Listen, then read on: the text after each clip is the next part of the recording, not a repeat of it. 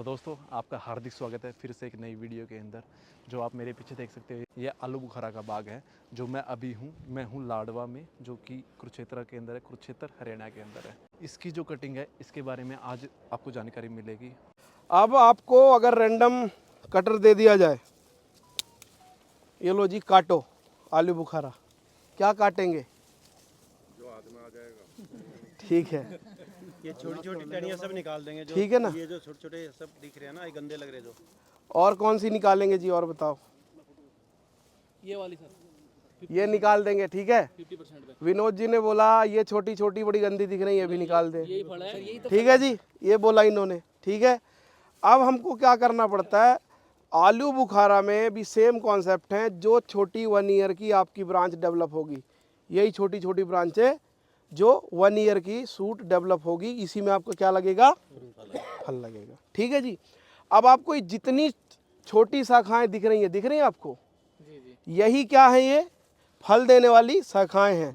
ज़्यादातर फील्ड में मैं गया, फार्मर क्या करते हैं, डॉक्टर साहब प्रूनिंग कर लिए, देख जाओ एक बार, ये सारी रख ली मोटी मोटी, नीचे की सारी उड़ा दी, पूरा पौधा ये सूखी थी। खाली। बोले डॉक्टर साहब तो सूखी थी, इनमें के 5 किलो फ्रूट लटकेगा। लेकिन इन शाखाओं में स्ट्रेंथ बहुत होती है, यही आपकी फल देने वाली शाखाएं हैं, ठीक है जी।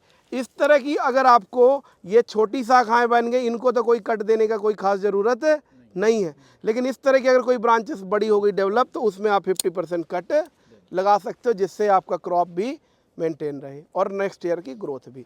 अब इसमें क्या होता है, जो आपकी ये शाखाएं जा रही हैं सीधी सीधी जा रही हैं, इसमें हम क्या करते हैं, 2-2 4-4 आंखें छोड़ के इनको यहाँ से काट देते हैं, जिससे ये जो आपकी शाखाएं हैं, इनसे इस तरह की पतली ब्रांचेस काफ़ी आपको फूट, ये दिख रही ना, लास्ट ईयर का कट, ये पतली ब्रांचेस फूट रही हैं।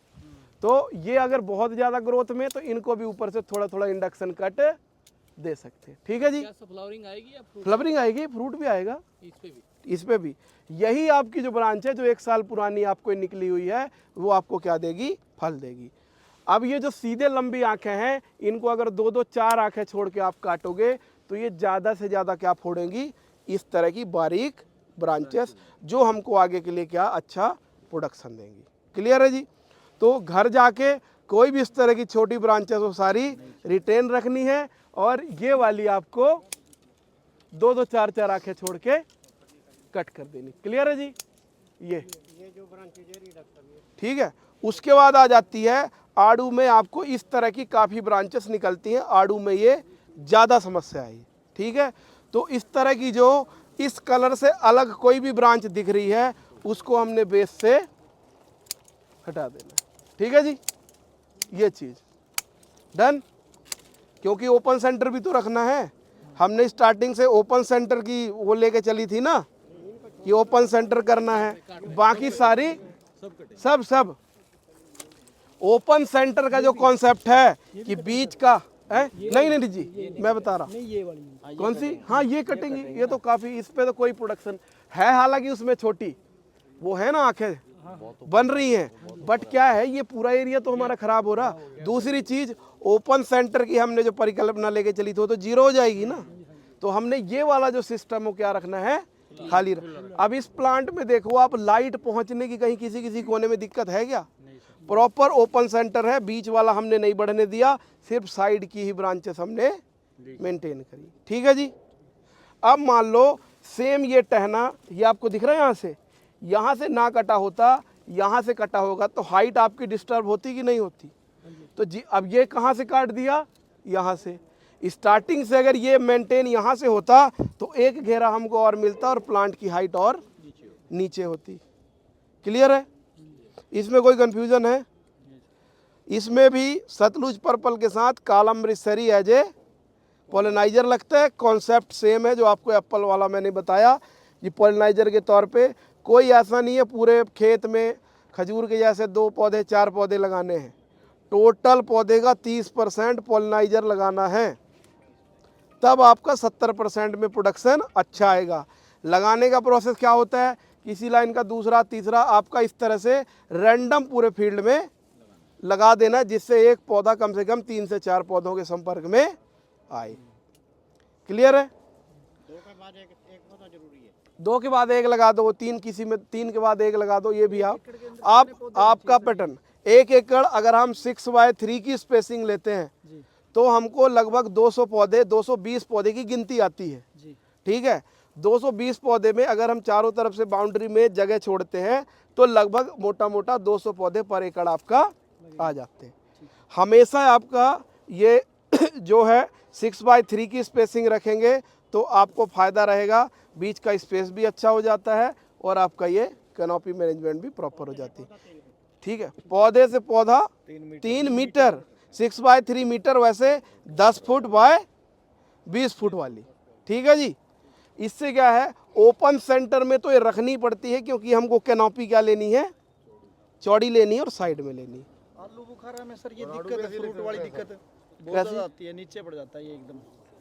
ये तो आपको कंट्रोल करना है थोड़ा सा उसका ले बताओ। ठीक है, सर आड़ू का गैस कैसे रखते हैं? कैसा वही सेम 6x3, ठीक है ना, 10 बाय जो आपका 20 बाय 10 फुट का है। अब इसमें इन्होंने बताया जैसे जो आलू बुखारा है उसमें प्रोडक्शन बहुत आ जाती, पौधे सारे नीचे ही गिर जाते हैं। ये कम प्रोडक्शन से नहीं, ज़्यादा प्रोडक्शन से परेशान है। उस केस में हमने फ्रूट थिनिंग करनी है। ठीक है ना, ब्रांच थिनिंग करेंगे तो हम फ्रूट खराब कर रहे हैं। इससे अच्छा क्या है हम क्या करें, फ्रूट थिनिंग।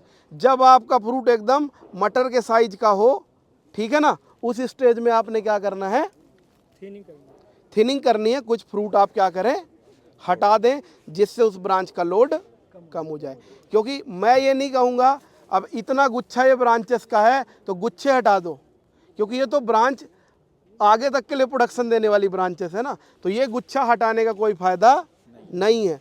तो हमेशा ब्रांच थिनिंग करके फ्रूट थिनिंग या फ्रूट प्रोडक्शन कम इसमें नहीं करना है, चाहे आड़ू हो चाहे आलू बुखारा हो, चाहे ऐसा नहीं है कि दूसरों की जैसे कि जी अमरूद में कि साग थोड़ा कम प्रूनिंग कर दो, ग्रोथ कम आएगी, कोई टहने हटा दो, नहीं। इसमें जो बेस बना हुआ है वो आपका फ्यूचर का बेस है।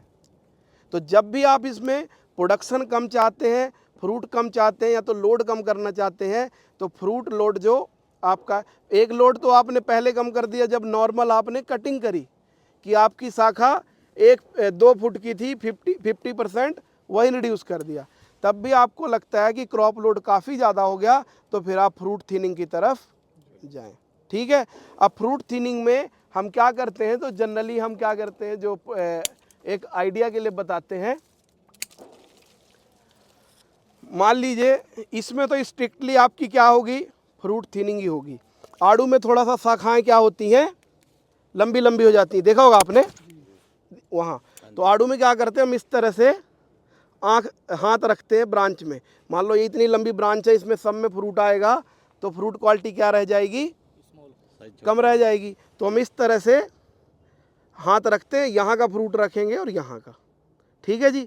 बाकी बीच का एरिया क्या कर देंगे, खाली। लेकिन इसमें एक चीज़ ध्यान रखना है, फ्रूट थिनिंग करने के लिए बोलिए, बड थिनिंग करने के लिए नहीं। यहाँ के फ्रूट रखने हैं, यहाँ के रखने हैं, यहाँ के फ्रूट तोड़ने हैं, इस ब्रांच को रेतना नहीं है। कटर आता है स्पेशली, ठीक है, स्पेशली कटर आते हैं फ्रूट थिनिंग के, वो मैं दिखा भी दूंगा आपको। स्पेशली उसी की तरह, कैंची की तरह आता है। लेकिन आपको आड़ू में मैंने क्या चीज़ बताई थी, मैं ये बोल रहा हूँ कि फ्रूट तोड़ना है, आँख नहीं खराब करनी। ऐसे नहीं करना है कि हमने यहाँ का फ्रूट रखा और यहाँ से पकड़ के रेत दिया ब्रांच को कि यहाँ के फल हट गए। ऐसा क्यों नहीं करना, कौन सी आँख खराब हो रही है, 2 तो साइड की आंखें फल दे रही थी, वो तो आपने तोड़ी। बीच की जो अगले साल ब्रांच देने वाली आंख थी हरी वाली, वो भी आपने क्या करी, रेत दी। तो ये एरिया आपने कर दिया खाली। तो ये काम नहीं करना है, इज्जत से फ्रूट कट करना है। हरी डंडी फोड़ने वाली जो बीच की आंख है उसको डिस्टर्ब नहीं करना। क्लियर है जी, और कोई कंफ्यूजन, डन है, चलो जी। तो दोस्तों आलू बुखारा की कटिंग कैसी लगी आपको, कमेंट करके जरूर बताइए। नेक्स्ट वीडियो में मिलता हूँ आपको। जय जवान जय किसान।